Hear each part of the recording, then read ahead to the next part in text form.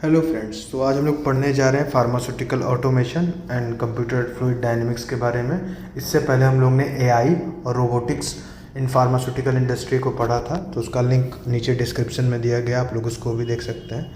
तो हम लोग स्टार्ट करते हैं आज फार्मास्यूटिकल ऑटोमेशन के बारे में। फार्मास्यूटिकल तो फार्मेसी मतलब आप लोग समझ ही रहे हैं। ऑटोमेशन मतलब किसी चीज़ को ऑटोमेटिक करना, मतलब मशीनरी का यूज़ करके उसको ऑटोमेटिक करना। तो अगर हम लोग कहें तो ये दूसरे पॉइंट में जो लिखा हुआ है, automation is nothing but the utilisation of machine and equipment for performing human being work. तो इंसानों का काम करने के लिए जब मशीन का इन्वॉल्वमेंट होगा किसी भी फार्मास्यूटिकल इंडस्ट्री में या नॉर्मली किसी भी इंडस्ट्री में, तो हम लोग उसे ऑटोमेशन कहेंगे। ठीक है, तो ऑटोमेशन एक टेक्नोलॉजी है जिससे हम लोग डिज़ाइनिंग, एनालाइज और कंट्रोल कर सकते हैं अपना प्रोडक्शन, ठीक है, through suitable quantification of critical quality and performance describe raw as well as in process material। तो हमारे जो मतलब एक तरीके से समझिए तो जो रॉ मटेरियल हो गया और इन प्रोसेस मटेरियल हो गया, तो उसको डिज़ाइनिंग, उसकी एनालाइजिंग और उसकी कंट्रोलिंग के लिए ऑटोमेशन का यूज़ होता है। और थर्ड पॉइंट हम लोग देखते हैं कि डिफरेंट लेवल, जैसे it can be done by different level of system manufacturing. जो ऑटोमेशन है वो कैसे किया जाता है डिफरेंट लेवल में, तो पहला हो गया कि handling of raw material, furnished and semi furnished product. तो इन सबों की हैंडलिंग करना, उन सबों को कहाँ रखना है, कैसे रखना है, तो वो सारे प्रोसेस को कंट्रोल करना या हैंडल करना, ये फार्मास्यूटिकल ऑटोमेशन का काम है। जैसे कन्वेयर बेल्ट्स होती हैं, तो वो सब एक जगह से दूसरी जगह तक प्रोडक्ट को ले जाती हैं। फिर आता है दूसरा point, in evaluation and quality control evaluation. तो इन इवेल्युएशन एंड मतलब कोई भी जैसे मैन्युफैक्चर हुआ तो उसका इवेल्युएशन करना और उसकी क्वालिटी कंट्रोल इवेल्युएशन में फार्मास्यूटिकल ऑटोमेशन का यूज़ होता है। Effective machine are use during the production process. तो डिफरेंट मशीनरी यूज़ होती है प्रोडक्शन प्रोसेस में, वो भी फार्मास्यूटिकल ऑटोमेशन का उसमें रोल होता है। अब हम लोग समझेंगे कि गोल्स क्या हैं ऑटोमेशन के। पहला तो सबसे इंपॉर्टेंट गोल्स है कि इनहांस द प्रोडक्टिविटी। तो प्रोडक्टिविटी को बढ़ाना सबका यही डिमांड है आज के समय में। किसी भी इंडस्ट्री का सबसे पहला डिमांड है कि उसको प्रोडक्टिविटी बढ़ानी है। Revoke by the heavy workload, जो वर्कलोड है ह्यूमन बींग्स पे उसको कम करना, तो ये दूसरा इसका काम हो गया। Enhance the product quality as well as reduce waste. तो प्रोडक्टिविटी के साथ साथ हमें क्वालिटी पे भी ध्यान देना है, क्वालिटी भी प्रोडक्ट की बढ़िया हो और वेस्टेज कम हो, तभी फार्मास्यूटिकल हम लोग ऑटोमेशन का यूज़ करते हैं। To minimise cost and careful handling of hazarded substance. जो हजार्डस सब्सटेंस है उनकी केयरफुल हैंडलिंग और हमारे कॉस्ट को रिड्यूस करना भी और फार्मास्यूटिकल ऑटोमेशन का एक गोल होता है। अब एडवांटेजेस देखते हैं। एडवांटेजेस में जनरली है कि supply of high quality goods and services. तो ये समझ में ही आ रहा है कि high quality goods and services को प्रोवाइड है, सप्लाई करता है। Reduce total cost and indirectly labour cost. Labour cost को कम करता है तो टोटल कॉस्ट भी कम होगी। सक्सेसफुल कंट्रोल इन ऑपरेशन, एक कंट्रोल प्रोवाइड करता है कोई भी ऑपरेशन या प्रोडक्शन में। नाउ थर्ड पॉइंट है enhance the better work conditions. तो वर्क कंडीशन को भी बेटर बनाता है फार्मास्यूटिकल ऑटोमेशन, क्योंकि ज़्यादा ह्यूमन बीइंग इन्वॉल्व नहीं होंगे और जो भी प्रोसेस होगा वो इन कंट्रोल होगा, तो एक तरीके से बेटर कंडीशन होगी, working condition.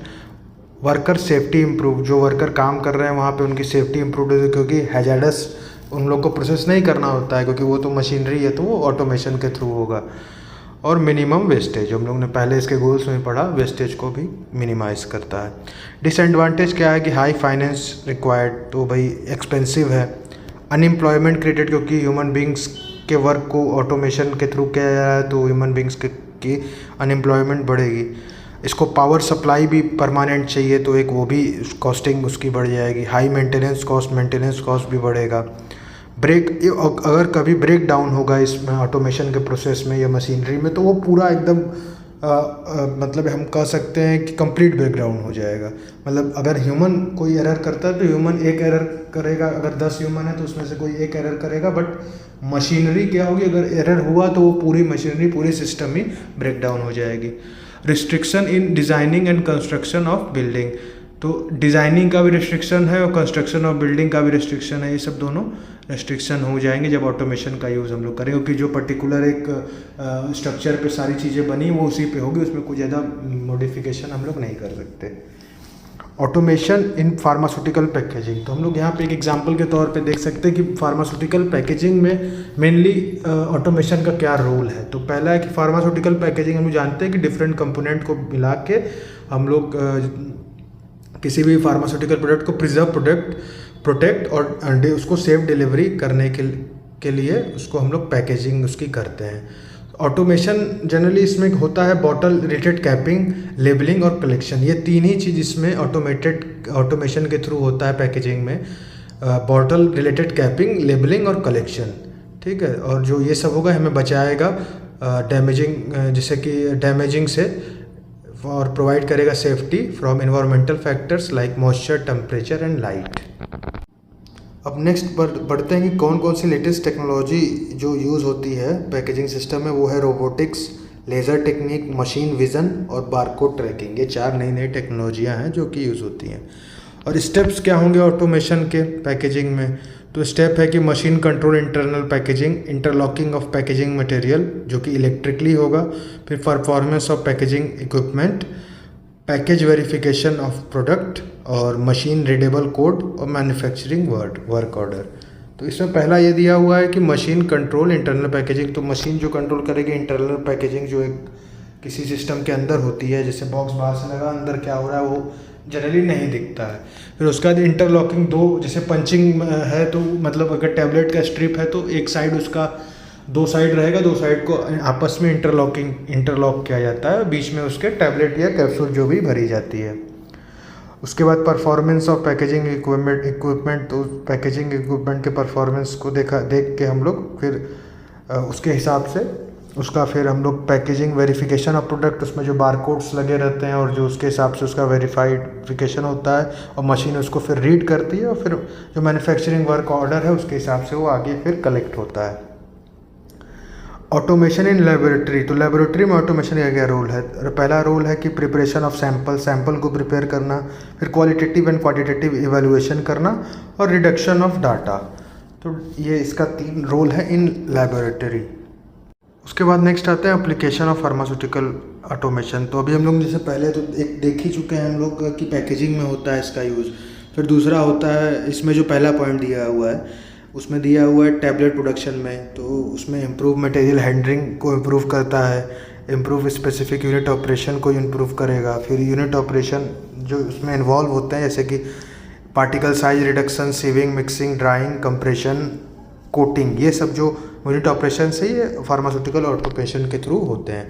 Research and development में इसका यूज़ होता है, कंट्रोल सिस्टम में, बायोफार्मा और डायग्नोस्टिक एप्लीकेशंस में, विज़न सिस्टम में, इंटेलिजेंट रोबोट्स में, स्पीच रिकॉग्निशन में। तो ये सब इसके एप्लीकेशन होंगे। अब हम लोग नेक्स्ट टॉपिक की तरफ बढ़ते हैं, कंप्यूटेशनल फ्लूइड डायनेमिक्स। तो पहले देखते हैं कि ये होता क्या है। तो ये एक वायबल टूल है जो एनालाइज एंड ट्रबल शूट, मतलब किसी ट्रबल को ख़त्म करना या प्रॉब्लम को सॉल्व करना।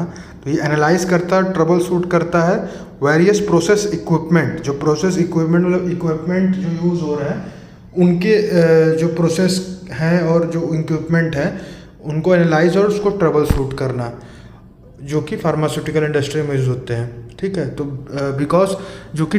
Because typical unit operation process large amount of fluid. जो यूनिट ऑपरेशंस होते हैं किसी भी प्रोडक्शन में तो वो क्या लार्ज अमाउंट ऑफ फ्लूइड उसको रिक्वायर होता है। ठीक है, तो अगर उसमें हम लोग थोड़ा सा भी इम्प्रूवमेंट करें तो इफिकेसी और परफॉर्मेंस इंक्रीज़ होगी और साथ ही साथ हमारा रेवेन्यू भी इंक्रीज़ होगा और कॉस्ट भी रिड्यूस होगा। तो यहाँ पे समझने वाली बात यह है कि यूनिट ऑपरेशंस मतलब एक तरीके से मैन्युफैक्चरिंग या प्रोडक्शन में जो भी मशीनरी इन्वॉल्व है तो उसमें फ्लूइड होते हैं, तो फ्लूइड लार्ज अमाउंट में चाहिए होता है। तो उसमें अगर हम लोग थोड़ा सा इम्प्रूवमेंट कर दें, उसमें थोड़ा मॉडिफिकेशन कर दें, उसमें कुछ ऐसा नए तरीके से करें कि फ्लूइड कम लगे, तो उसमें क्या होगा कि हमारे कॉस्ट भी रिड्यूस होगी, हमें एफिशिएंट और एफिकेसी के साथ प्रोडक्ट मिलेंगे, इम्प्रूव प्रोडक्ट मिलेंगे। ठीक है, और मशीनरी की भी परफॉर्मेंस इंक्रीज होगी, इम्प्रूव होगी। The integration of CFD method can lead to, मतलब एक तरीके से देखा जाए तो CFD कंप्यूटेशनल फ्लूइड डायनेमिक्स जो है कि वो क्या क्या करता है। ठीक है, पहला करता है कि shorten product process development cycle. तो जो प्रोडक्ट प्रोसेस डेवलपमेंट साइकिल है उसको शॉर्टर करेगा। ठीक है, तो एक तरीके से हमें टाइम सेव करेगा। ऑप्टिमाइजेशन ऑफ एग्जिस्टिंग प्रोसेस, जो पहले से प्रोसेस है उसको ऑप्टिमाइज़ करेगा। रिड्यूस एनर्जी रिक्वायरमेंट, जो एनर्जी हमें चाहिए ऑप्टिमम, उसको और रिड्यूस करता है, ठीक है। Efficient design of new product and process, तो जो हमारे न्यू प्रोडक्ट के एफिशिएंट डिज़ाइन और प्रोसेस को ये मतलब एक तरीके से इम्प्रूव करेगा, ठीक। उसके बाद रिड्यूस टाइम टू मार्केट, तो जो मार्केट के लिए मतलब एक तरीके से प्रोडक्शन टाइम को ये कम करेगा, तो जो मार्केट के लिए मतलब जाने में किसी प्रोडक्ट को ज़्यादा टाइम लगता था उसको वो रिड्यूस करेगा। फिर उसके बाद आता है हम लोग अगर CFD का इस्तेमाल करें, अगर हम लोग उसको यूज़ करें तो स्मॉल इंक्रीमेंट इन इफिकेसी में generate large increment in product cost saving. तो स्मॉल इंक्रीमेंट हमारी एफिशिएंसी में भी मतलब एफिशिएंसी भी इम्प्रूव होगी और साथ ही साथ हमारे कॉस्ट भी सेव होगा, जो भी हम लोग ने ऊपर भी पढ़ा।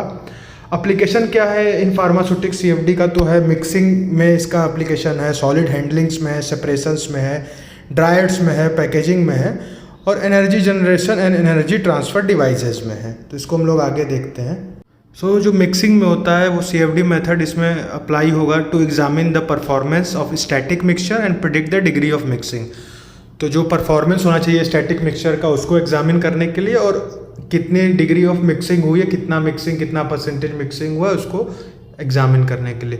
फिर सॉलिड हैंडलिंग में ये फ्लो प्रॉपर्टी जो रहती है, फ्लो प्रॉपर्टी को एनालाइज करने के लिए होता है, और मिनिमाइज या एलिमिनेट करता है रिस्क ऑफ एरोजन के रिस्क को भी ये घटाता है, ठीक है। CFD also apply to analyse the unsteady and chaotic flow behaviour in fluidised bed. तो फ्लूइडाइज्ड बेड में जो हम लोग जो फ्लो प्रॉपर्टी सॉलिड में होता है, सॉलिड की फ्लो मतलब सॉलिड हैंडलिंग में, तो उसमें ये अनस्टेडी और केओटिक फ्लो को एनालाइज करता है, ठीक है। नाउ सेपरेशन में भी CFD क्या करता है, ये एनालाइज करेगा सेपरेशन डिवाइसेस को, जो कि जैसे साइक्लोन, स्क्रबर्स, जो सेपरेशन डिवाइसेस हैं इसको एनालाइज करेगा। और इसका जैसे कि मेन काम क्या है कि optimise and predict the performance of existing cyclone design. तो ये जो साइक्लोन, जैसे फॉर एग्जांपल साइक्लोन्स का एग्जांपल है, तो उसको ऑप्टिमाइज और उसकी परफॉर्मेंस को प्रिडिक्ट करने का काम करेगा। जो एग्जिस्टिंग उसके प्रोसेसेस हैं उसको कैसे ऑप्टिमाइज किया जाए, परफॉर्मेंस को कैसे बढ़ाया जाए। उसके बाद ड्रायर्स में क्या इसका रोल है, तो ड्रायर्स में क्या करेगा, analyse the performance of industrial spray dryer की परफॉर्मेंस को एनालाइज करेगा, ठीक है। और before making major structural changes to dryer में अगर चेंजेस करने से पहले हम लोग CFD का इस्तेमाल करके हम लोग उसको एनालाइज करेंगे। और ये स्ट्रेटेजी अगर हम लोग अपनाते हैं या कोई इंडस्ट्री अपनाती है तो क्या करेगी, minimise the risk of lost profit during change over. तो हो सकता है कि उसको बदलने की ज़रूरत ना पड़े, तो उसकी जो मतलब एक तरीके से देखें तो उसके लॉस को वो बचाएगा, ठीक है। और नेक्स्ट आते हैं पैकेजिंग की तरफ। तो पैकेजिंग में क्या रोल है, तो पैकेजिंग में इसका ये है conduct virtual experiment before changes are made. तो इसमें भी चेंजेस करने से पहले हम लोग वर्चुअल एक्सपेरिमेंट्स करेंगे पैकेजिंग में। और पैकेजिंग में ये क्या करेगा, जो हमारे जो फिलिंग प्रोसेसेस हैं उसको ऑप्टिमाइज करेगा। कैसे वो टेस्ट, उसमें हम लोग डिफरेंट टेस्ट करेंगे, मतलब एक तरीके से देखा जाए तो wide range of condition to be tested. हम लोग डिफरेंट कंडीशंस को रख के उसको टेस्ट करेंगे कि कौन सा हमारा फिलिंग प्रोसेस सबसे ज़्यादा ऑप्टिमाइज्ड है, सबसे ज़्यादा हमें बढ़िया बेटर रिजल्ट दे रहा है। और उसी तरह पैकेजिंग को हम लोग CFD के थ्रू ऑप्टिमाइज करके उसको इम्प्रूव करेंगे। फिर लास्ट वन है कि CFD का use energy generation and energy transfer device में। तो ये क्या करता है, ये एनालाइज करेगा thermal and flow fields with in such devices. तो जो भी डिवाइसेस यूज़ हो रही हैं जो थर्मल जनरेशन के लिए या एनर्जी जनरेशन के लिए, एनर्जी ट्रांसफ़र के लिए, उसको एनालाइज करेगा, ठीक है। उसके बाद एनालाइज करके हम लोग ये देखेंगे कि जैसे सेकेंड पॉइंट में लिखा है कि फ्लेम स्टेबिलिटी और बर्नर इफिशियंसी। तो ये सब क्या है, ये सब एनर्जी जनरेशन के चीज मतलब है, ठीक। तो एनर्जी जनरेशन के एक तरीके से देखा जाए डिवाइसेस है, तो इनको मेंटेन करेगा फ्लेम स्टेबिलिटी और बर्नर एफिशिएंसी। और एक तरीके से देखा जाए तो proper functioning of heater, power plant, furnace, ये सबको ये मेंटेन करेगा। मतलब एक तरीके से इसको एनालाइज करेगा, एग्जामिन करेगा और देखेगा कि ये सब प्रॉपरली वर्क कर रहे हैं कि नहीं। तो इससे क्या होगा कि हमारे जो प्रॉब्लम्स परसिस्ट होगी उसको वो एलिमिनेट हो जाएंगी। तो जो जहाँ से भी एनर्जी जनरेशन डिवाइसेस हैं, एनर्जी ट्रांसफ़र डिवाइसेस हैं, उनकी स्टेबिलिटी एफिशिएंसी को मेंटेन रखेगा। फिर आते हैं एडवांटेज और डिसएडवांटेज। तो एडवांटेज में सबसे पहला टाइम रिडक्शन, फिर कॉस्ट रिडक्शन, हम लोग ने ऊपर सारा ये चीज़ देख ही लिया है। Analyse different problem whose experiment are very difficult, जो डिफिकल्ट एक्सपेरिमेंट होता है उसको एनालाइज करेगा। प्रोडक्ट गेट्स एडेड वैल्यू, तो प्रोडक्ट जो बनेगा उसमें वैल्यू एडेड हो जाएगा क्योंकि ऑप्टिमाइज प्रोडक्ट हमें मिलेगा। ठीक, फिर नेक्स्ट पॉइंट में देखेंगे जहाँ पे हमें लिमिटेशंस रहती हैं उस कंडीशन में भी CFD क्या करेगा कि हमें अलाउ करेगा कि हम लोग स्टडी कर सकें। फिर ये मल्टी फेज फिनोमिनन है, एक तरीके से देखा जाए एक्यूरेसी प्रोवाइड करता है, बट इसमें डिसएडवांटेज में क्या है कि एक्यूरेसी प्रोवाइड तो करता है पर वो डाउटफुल रहती है, हो सकता है सही हो सकता है ना भी हो। फिर इनकम्प्लीट मॉडल कभी कभी होता है जो कि टर्बुलेंस कॉज करेगा या मल्टी फेज फिनोमिनन कॉज करता है। तो ये सब इसके एडवांटेज भी कर सकते हैं हम लोग, डिसएडवांटेज भी कर सकते हैं, क्योंकि एक तरीके से मल्टी फेज फिनोमिनन है तो ज़्यादा कॉम्प्लेक्सेशन भी आएगा, नीचे जो लिखा है कॉम्प्लेक्सिटी और एक्सपेंसिव वाला पॉइंट तो सब में रहेगा। तो ये सब इसके एडवांटेज हैं और डिसएडवांटेजेस हैं। ना हम लोग देखते हैं current challenges and future aspect. तो integration of CFD method can shorten product process development cycle, optimise existing process and reduce energy requirement. तो ये सब हम लोग ने पहले ही पढ़ा है। तो ये एक तरीके से इसके करंट चैलेंजेस भी कर सकते हैं, ये इस पे काम भी कर रहा है, तो एक तरीके से ये इसके फ्यूचर एस्पेक्ट भी हैं कि ये सब चीज़ों में ये ज़्यादा इम्प्रूव करेगा प्रोडक्ट के लिए एफिशिएंसी में और परफॉर्मेंस में। सेकेंड पॉइंट है कि leads to efficient design of new product and process. तो नए प्रोडक्ट डिज़ाइन और नए प्रोसेसेस को ये एफिशिएंट मतलब एक तरीके से मतलब बनाएगा। फिर unit operation in pharmaceutical industry handle large amount of fluid. तो जो हम लोग ने पहले पढ़ा था वही सारी चीज़ें इसमें लिखी हुई हैं कि ये एक तरीके से हमारे कॉस्ट सेविंग है। और आजकल फार्मास्यूटिकल इंडस्ट्री में जो कि है कि लार्ज फ्लूइड की रिक्वायरमेंट, जो हम लोग ने सबसे पहले पेज पे इस चीज़ में पढ़ी थी, तो ये उसके करंट चैलेंजेस भी हैं और हम लोग वहाँ पे भी इसको लिख सकते हैं। की processes in pharmaceutical industry can be improved. जो की प्रोसेसेस हैं किसी फार्मास्यूटिकल में उसको इम्प्रूव किया जा सकता है। और जो एरोस्पेस और ऑटोमोबाइल इंडस्ट्री है, अगर हम लोग उसकी फार्मास्यूटिकल की बात नहीं करें, देखा जाए तो एरोस्पेस और ऑटोमोबाइल इंडस्ट्री में पहले से अभी CFD मेथड ज़्यादा इंटीग्रेटेड तरीके से इसका यूज़ हो रहा है और एफिशिएंट तरीके से वो परफॉर्मेंस भी दे रहा है। और इसके CFD का क्या है, full potential for process improvement using CFD solution is yet to be realise. मतलब एक तरीके से देखा जाए तो अभी इसका हम लोग पूरा यूज़ नहीं समझ पाए हैं, अभी पूरा यूज़ हम लोग को इसका समझना बाकी है। इसके लिए फ्यूचर चैलेंजेस है, इसमें हम लोग और इम्प्रूवमेंट करके इसको समझ सकते हैं फ्यूचर। इस तरीके से हम लोग ने ये हमारा रोबोटिक्स और AI पहले कंप्लीट हो चुका था। अब हम लोग ने ऑटोमेशन, फार्मास्यूटिकल ऑटोमेशन और CFD कंप्यूटर फ्लूइड डायनेमिक्स भी पढ़ लिया। So thank you for watching the video. Like, subscribe, share, and for more videos relating to M Pharm Pharmaceutics. Thank you.